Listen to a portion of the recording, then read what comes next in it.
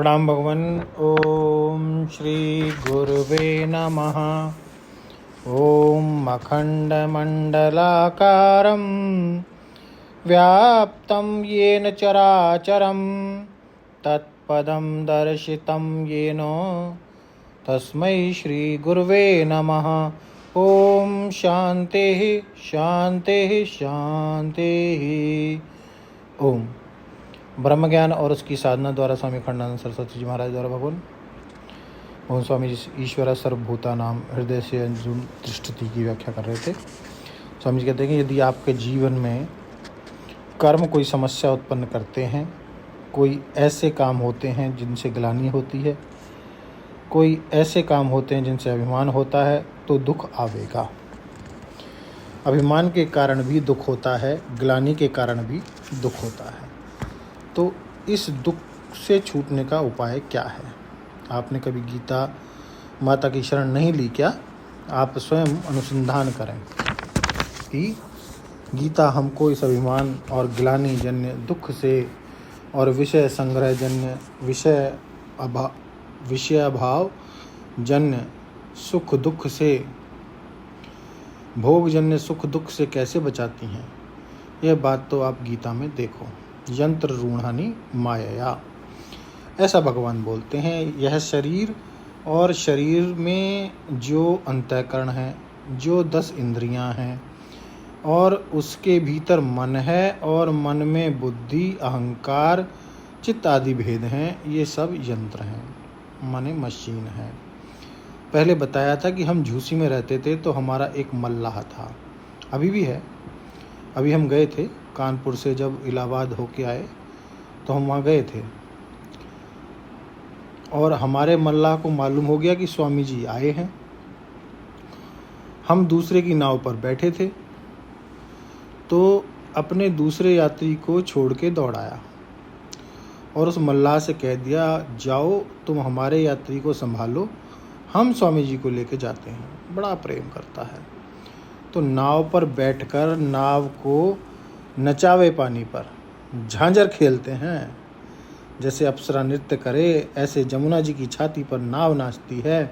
तो नाव नाचती है तो हम भी नाचते थे, क्योंकि हम नाव पर बैठे हुए थे। तो यह अंतःकरण नाव है, यंत्र है। जब इसमें मैं मेरा करके हम बैठ जाते हैं तो इसके साथ नाचने लगते हैं। यह डूबे तो हम भी डूबे, यह नाचे तो हम भी नाचें, यह पार लगे तो हम भी पार लग जाएं। यह क्या है? असल में ईश्वर की आत्मा और हमारी आत्मा तो एक है। तो उसमें चलाए जाने वाले और चलाने वाले का भेद नहीं है। लेकिन जब मशीन पर बैठे हो तो यंत्र को चला चला के ईश्वर तुमको अपने अधीन रखेगा और अपने वश में रख के कभी डुबोएगा कभी उभारेगा। यंत्र रूढ़ानी माया स एव साधु कर्म कार्यति, स एव साधु कर्म कार्यति। तो यह पश्यति, जो यह देखता है कि प्रकृति ही कर्म करवाती है, तथा आत्मानम अकर्तारम स पश्यति, और अपने आप को देखता है कि हम तो असंग साक्षी हैं, अकर्ता हैं। स पश्यति, तो वह तो देखता है, और नहीं तो ना स पश्यति दुर्मति, वह नहीं देखता है। बोले अच्छा, एक यंत्र हुआ, एक यंत्र साक्षी हुआ, तो मैं हुआ साक्षी और यह यंत्र है प्रकृति और प्रकृति का कार्य। हम दृष्टा हैं, अनारूढ़ हो गए, यंत्र से उतर गए। हम दृष्टा चेतन हैं, लेकिन रहा तो द्वैत ही, अद्वैत तो अभी नहीं हुआ। संसर्ग अध्यास तो छूट गया। तो हम अपना संबंध मानते थे मैं और मेरे का प्रकृति से, अब वह तो छूट गया। हम दृष्टा चेतन हैं, परंतु अद्वैत तो नहीं हुआ, अभी द्वैत ही रहा। बोले अद्वैत का प्रतिपादन तो श्रीमद् भगवत गीता में अनेक रीति से है। अहम कृतनस्य जगतः प्रभा प्रलय था, यह तत्पदार्थ की दृष्टि से अद्वैत है। श्री कृष्ण भगवान क्या बोलते हैं? संपूर्ण जगत का प्रभाव और प्रलय माने उत्पत्ति कारण और नाश कारण दोनों मैं, माने उपादान कारण मैं हूँ, इसका यह अर्थ हुआ। अहम सर्वस्य प्रभवो मत्तः सर्वं प्रवर्तते, इति मत्वा भजन्ते मां बुधा भाव समान्विताः गति भर्ता प्रभु साक्षी निवासा शरणं सुहृता प्रभवा प्रलयम स्थानम निधानम बीजम अव्ययम। क्या बोलते हैं?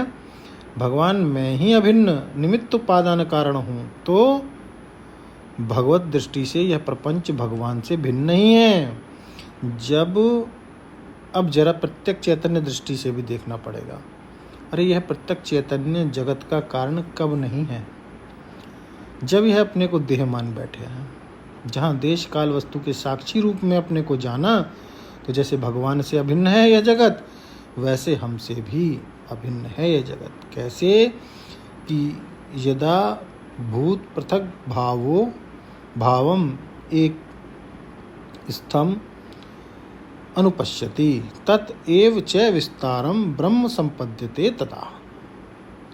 तो इसकी व्याख्या लेंगे मंत्र की अगले सत्संग में। ओम शांति शांति शांति। प्रणाम भगवान।